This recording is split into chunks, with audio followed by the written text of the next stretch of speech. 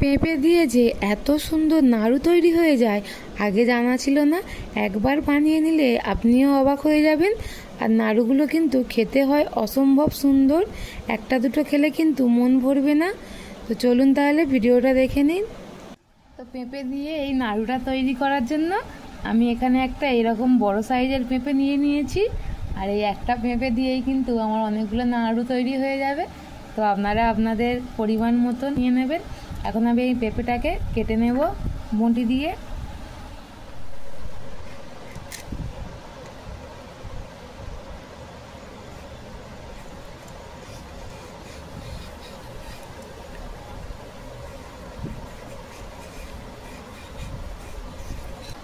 এবার আমি পেঁপেটাকে 4 ভাগ করে কেটে নেব।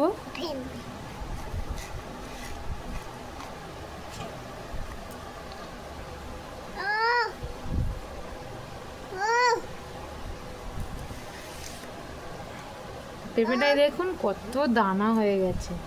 পেঁপেটা সবে কিন্তু পাকতে শুরু করেছে, পেঁপেটা একটুখানি মিষ্টিও হবে। এই পেঁপের যে দানাগুলো আছে একটা চামচ নিয়ে আমি এইভাবে দানাগুলোকে ফেলে দিয়ে আর এই যে ওপরে যে ছালটা আছে এটাকে ফেলে দেবো। কিন্তু এটা কিন্তু তিত করে খেতে লাগবে। চামচ দিয়ে করলে কিন্তু এটা খুব সহজেই পরিষ্কার হয়ে যাবে।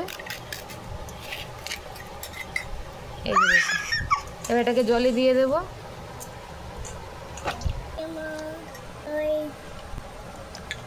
এবার এই পেঁপেগুলোকে খুব ভালোভাবে ধুয়ে নেব। খুব ভালোভাবে ধুয়ে নিয়েছি। আর এখানে একটা এরকম গ্রেটার নিয়েছি। আর এই গ্রেটারের ছোটোটা থেকেই আমি এই পেঁপেটাকে গ্রেট করে নেব।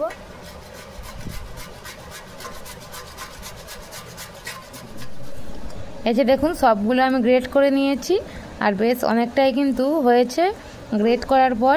আর এই যে দেখুন এগুলো কিন্তু কতটা লম্বা লম্বা রয়েছে।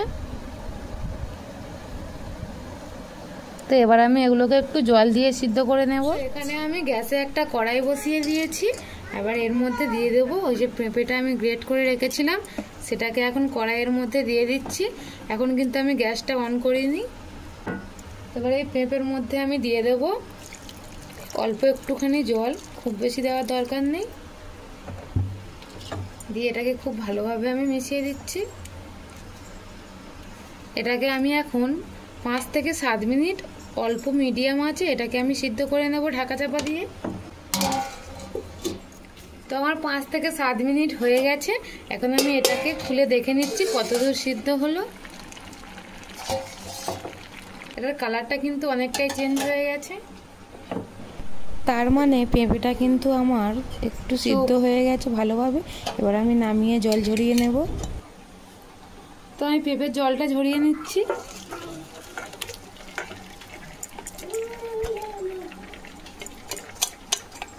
এইভাবে সিদ্ধ করে নিলে কিন্তু পেঁপের যে কাঁচা কাঁচা গন্ধটা হয় সেটা আর থাকবে না।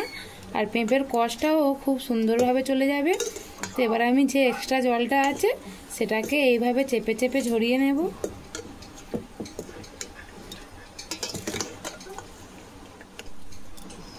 আর পেঁপেটা দেখুন কেমন সিদ্ধ হয়েছে। এই দেখুন হাতের মধ্যে নিলে এইভাবে চাপ দিলে কিন্তু অল্পভাবে একটুখানি হাতের সঙ্গে মিশে মিশে যাচ্ছে, কিন্তু পুরোটা একদম ভেঙে যাচ্ছে না। তো ঠিক আপনারা বুঝে এইভাবে পেঁপেটাকে একটু সিদ্ধ করে নেবেন। তো আমি এখানে একটি বাটি মেপে এর মধ্যে চিনিটা ঢেলে দিচ্ছি। চিনিটাকে একটু ভালোভাবে এরকম পাতলা করে ছড়িয়ে দিলাম যাতে এটা খুব তাড়াতাড়ি ক্যারামেল হয়ে যায়। তো আমি এখানে 1 বাটি চিনি নিয়েছি। যেহেতু আমার এই যে পেঁপে সিদ্ধটা ওটা কিন্তু 2 বাটি মতো হয়েছে, সেই জন্য আমি এখানে 1 বাটি চিনি নিয়ে নিয়েছি। এবার গ্যাসটাকে জ্বালিয়ে দেব, দিয়ে মিডিয়াম ফ্লেমে চিনিটাকে হালকা ক্যারামেল করে নেব। চিনিটা দেখুন আমার আস্তে আস্তে কিন্তু গলতে শুরু করে। দেখুন ক্যারামেলটা আমার হয়ে গেছে, কালারটা খুব সুন্দর এসছে। আমি এর থেকে কিন্তু আর বেশি ডিপ কালার করব না, তাতে কিন্তু ক্যারামেলটা পুড়ে যাবে। আর এখনও দেখুন সব চিনি কিন্তু গলে যায়নি, কিছু চিনি গোটা গোটা রয়েছে। তো এতে কোনো অসুবিধা নেই। তো এবার আমি এর মধ্যে থাকতে সিদ্ধ করে রাখা পেঁপেটা দিয়ে দিচ্ছি, দিয়ে খুব ভালোভাবে মিশিয়ে নেব। তো পেঁপেটা দেওয়ার সাথে সাথে কিন্তু চিনির যে ক্যারামেলটা ছিল ওটা কিন্তু একটু জমাট বেঁধে যাবে। তো এতে কোনো অসুবিধা নেই, আস্তে আস্তে এগুলো ঠিক হয়ে যাবে। তো আমি আরও 5-7 মিনিট এইভাবে এটাকে নাড়িয়ে চাড়িয়ে নিয়েছি। তো এখন আমি একটুখানি চেক করে নেব যে নাড়ুর পাকটা হয়েছে নাকি।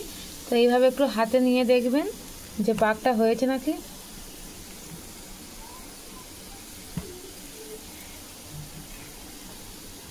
এই দেখুন নাড়ুর মতন শেপ দিয়ে দিচ্ছি, নাড়ুর মতো তৈরি হয়ে গেল, তার মানে এটা আমার হয়ে গেছে। এবার এটাকে আমি নামিয়ে নেব। তো চিনিটা ঠিকঠাক মাপ মতন দিলে কিন্তু এটা খুব সুন্দর একটা পাক তৈরি হয়ে যাবে।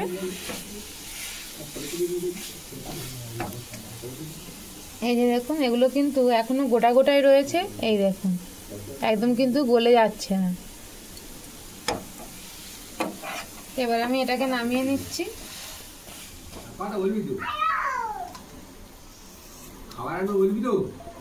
তো এবার এটাকে আমি একটু ভালোভাবে ঠান্ডা করে নেব। তো এটাকে আমি খুব সুন্দরভাবে ঠান্ডা করে নিয়েছি। এবার হাত দিয়ে নাড়ুর মতো শেপ তৈরি করে নেব। আর এটা কিন্তু খুব সহজেই তৈরি হয়ে যায়, নাড়ুর থেকে কোনো অংশে কম নয়।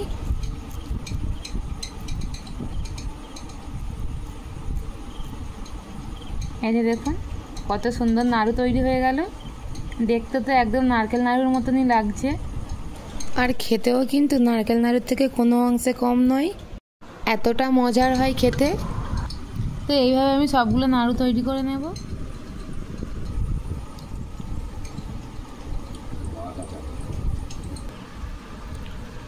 তো আমার সব নাড়ুগুলো তৈরি করা হয়ে গেছে, আর এখন দেখুন কতটা সুন্দর দেখতে লাগছে।